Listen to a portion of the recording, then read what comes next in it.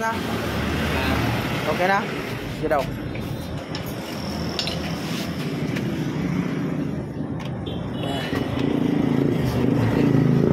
Grabe.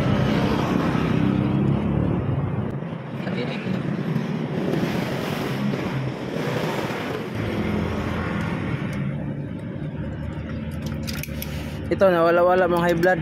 Dito na lang madagdagan high blood mo dito.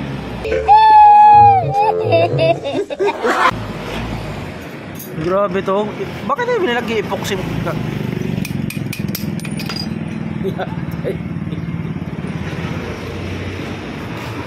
yun. Ganito ang kulay ng dito. Oo. Grabe. Tagayon ba ito yung gawa dito kabila?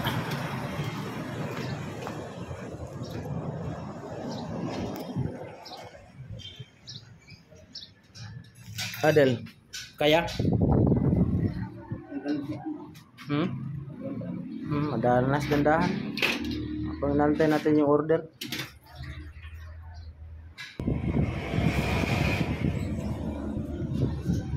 Kaya dahilan uso ko.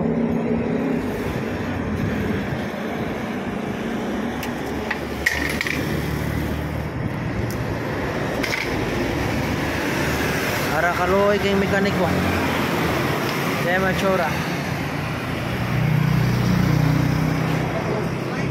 Hindi matanggal-tanggal. Grabe no. Buha nga gilagi epoxy. Oh, wala nang lock yan ha. Tinanggal na yan. Hindi talaga mahugot.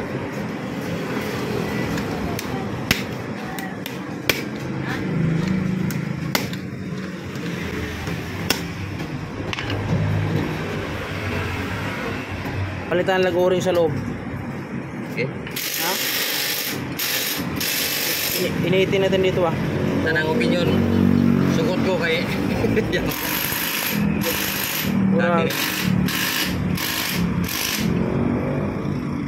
Initin dito ba yung init? Tapos may o-ring natin mamalit dito.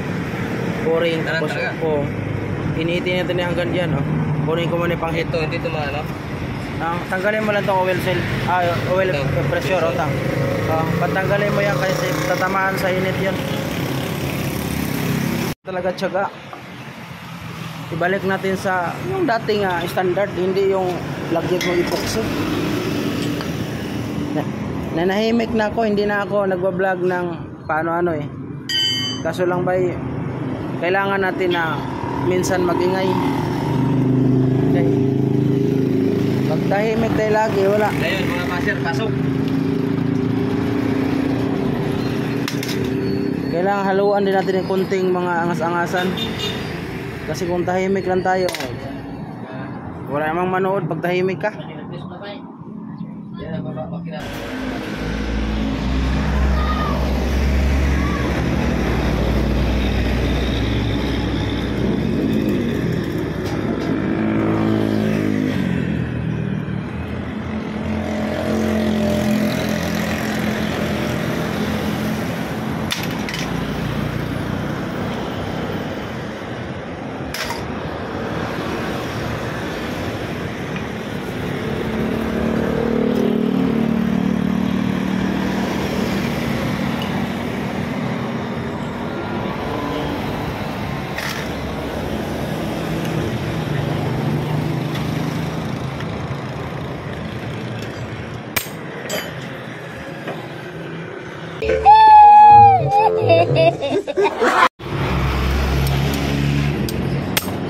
$184.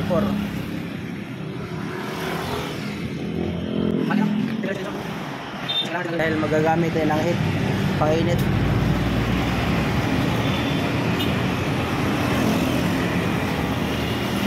Tapos yung o-ring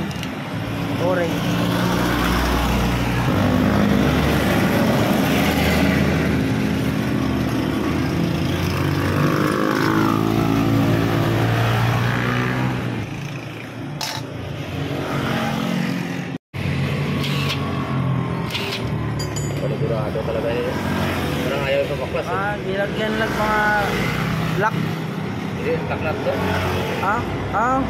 Yung ano, yung liquid. sticker. Ano, silicone. Lahi pag style na magawa, no?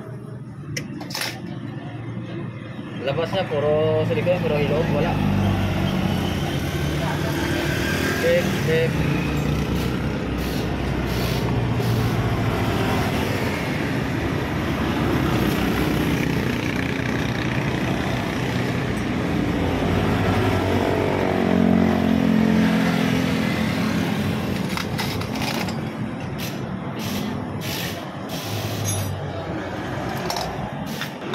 Kinalas na.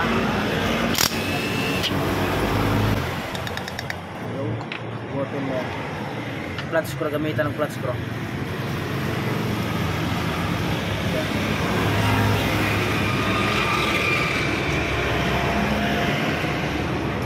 Dumi yan. Bulok na. Huwag mo na ibalik ng o-ring. Pwede mo lang siya kuhan. Open mo lang. May o-ring mo lang. Kaya wala ng o-ring. Tanggalin mo yan. Yun. Okay na. I-order ko to.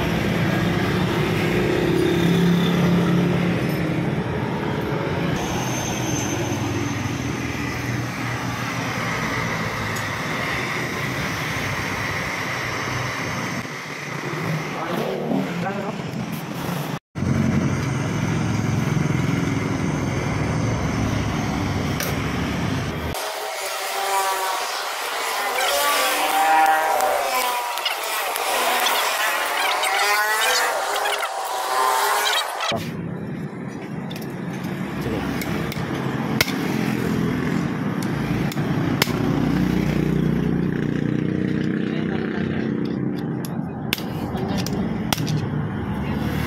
Ito talaga yan.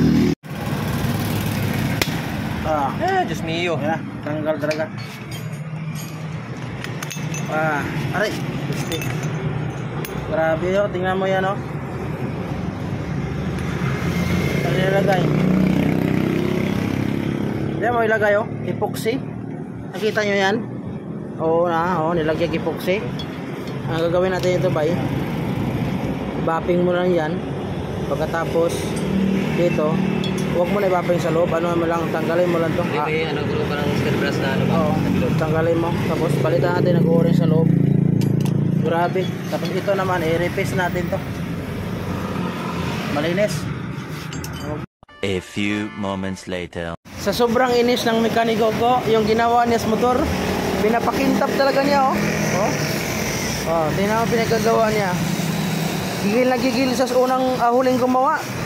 Kaya ang ginawa niya, pinapakintap, oh. Malinis na. Tapos yan, oh.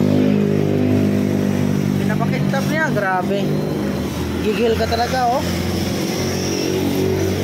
Di basta-basta. Yawar. Sulitin daw niya ang trabaho. Kasi hindi siya daw gagaya nung huling mekaniko na ano daw, palpak. Lagyan ng silipok eh. Di ba ginawa? Mayroon pa siyang problema sa motor niya, sira yung pan niya. Sabi niya malapit lang daw, di na kailangan ng pan na. Choice niya yan. Tapos dito naman, ito isa, umandar na to. Ito yung dinala dito na puro baliktad ng timing. Umandar na yan, oh. Umandar na yan. Ang problema na lang yan, yung pan niya, yon. Nandito siya galing kanina nga pawis. Tapos siya na pinapunta ko kay Berting para maka-discount pa lang siya. Sabi ko, SRP naman natin doon. Pero kung gusto mo talaga, baka makiusap ka, baka maka-discount ka. Bibili siya ng radiator kasi to, no? Bibili din siya ng radiator pan. Kaya dito ginastos na lahat. Dito sa makina, gilid lahat ang tagas, yung timing, clean carburetor, tsaka special shop shield dyan, pinalitan, oil filter, langis. Umabot siya ng 8,000. Plus dito naman siya na mismo bibili para ito lang yung babayaran niya, yung ginastos sa amin. Kabit na lang kami. Tapos mayroon pa siya pasilip yung preno. Yung preno may pasilip pa daw to niya. Okay. Tapos ito may CDI pa. Ano ba eh? Oo, andyan ang iba. Ang iba, in-order ko pa yung sled.